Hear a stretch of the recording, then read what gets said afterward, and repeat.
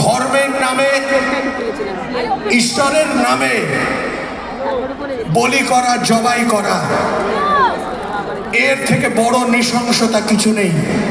কিন্তু আমরা সেটাকেই উৎসব বানিয়েছি। এসবেরই স্নোবল এফেক্ট।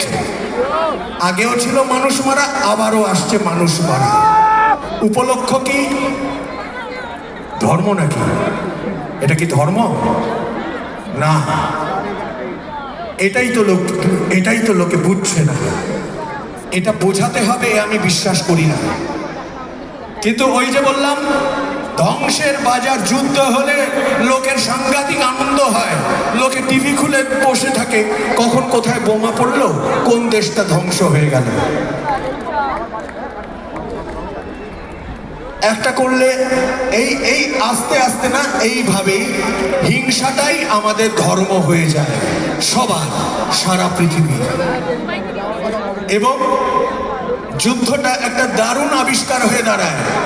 পারমাণবিক বোমা কার কটা থাকবে তাই নিয়েই দরবার চলে। অতএব এই বাজারে করে খাবে কে?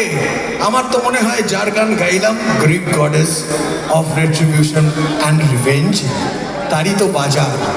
আসুন, আমাদের তো কিছু করার নেই, আমরা আর্তনাদ করি।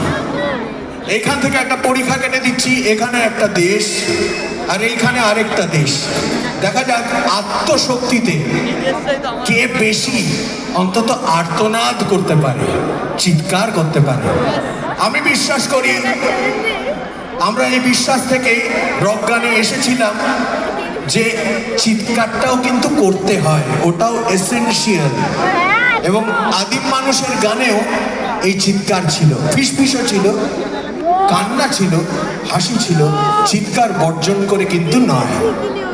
কাজে আসুন, চিৎকৃত প্রজন্ম আমরা, সেই তখনও ছিলাম 28 বছর আগেও আর এখনো। 28 বছরে কি প্রজন্ম বদলে যায়? যায় না। 28 বছরে কি ফসিলস